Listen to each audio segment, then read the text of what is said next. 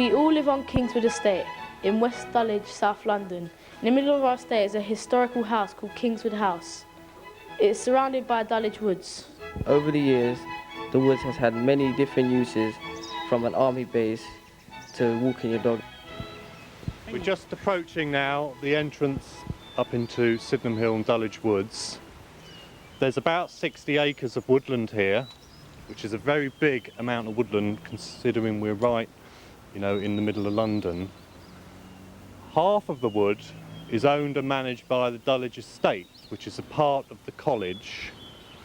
The other half of the wood is managed by London Wildlife Trust, and the land is owned by Southwark Council. We manage it on behalf of Southwark. This big woodland that used to cover the ridge of hills that we're on at the moment and that the Kingswood Estate is on, the big woodland was called the Great North Wood. And this area now, Sydenham Hill, Dulwich Wood, is the largest part of that old woodland that is left. This bridge was built here in the late 1800s to allow pedestrian access across what was the new railway which was built, which used to take people over from London Bridge via Nunhead up to Crystal Palace. These woods over here in Dulwich was planted up as an oak plantation to provide timber around about 1900. During the war, the army took over these woods, and they had there was a lot of ammunition stored here.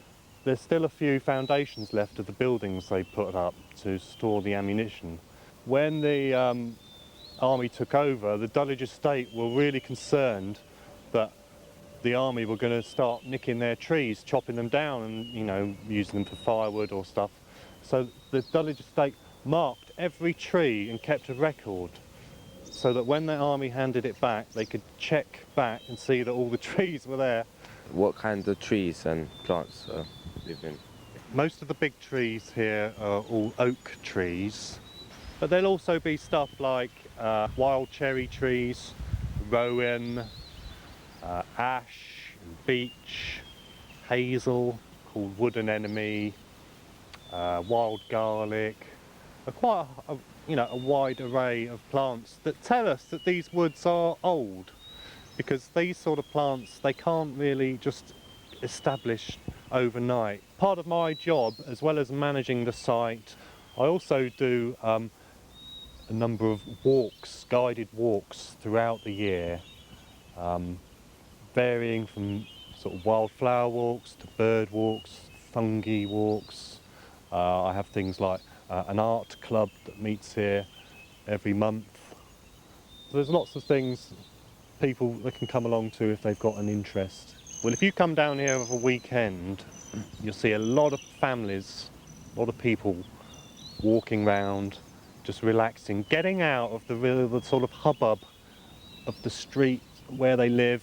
It's important, to local people as a place for recreation, and it's also important for our wildlife that lives here as well.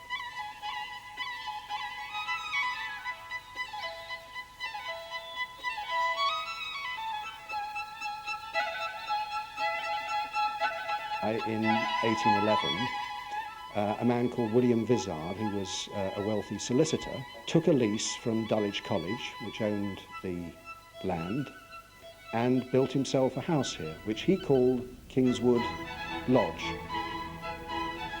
The house was changed most noticeably in the 1890s when a chap called John Lawson Johnson bought the lease of it. He was Scottish and decided that he wanted to turn Kingswood Lodge, which by that time was called Kingswood House, into his idea of a Scottish castle. I've studied the history of Dulwich for many years, and Kingswood House was the first booklet that we produced.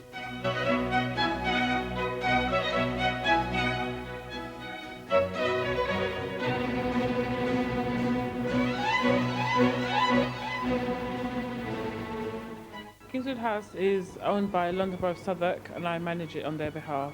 It's run by the council, they provide funding for it, and we also work in partnership with the Friends of Kingswood House and other local community groups like the Tenants Association, the Rainbow Club and the Over 50s Club and other groups.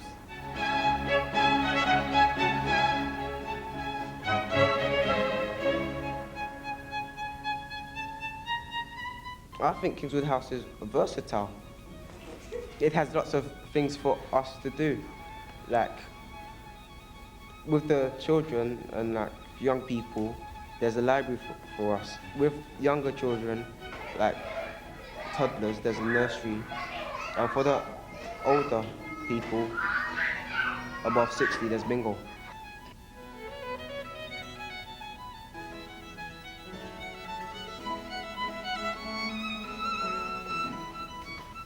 As you can see, the staircase is still quite the same, but everything else has changed quite dramatically. And here, we have our homework club.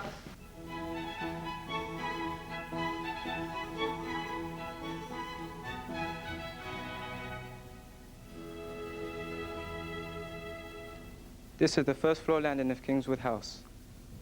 As you can see, this is the most decorative part of the house. There's lots of hardwood, which means it must have been very expensive when it was built. There's also lots of tapestry on the wall, which I think is very beautiful. There's the Culloden room, which is along the corridor from where we're sitting at the moment. And in the Culloden room, today is a portrait over the fireplace of Bonnie Prince Charlie, who was the young pretender who fought and lost the Battle of Culloden in 1746.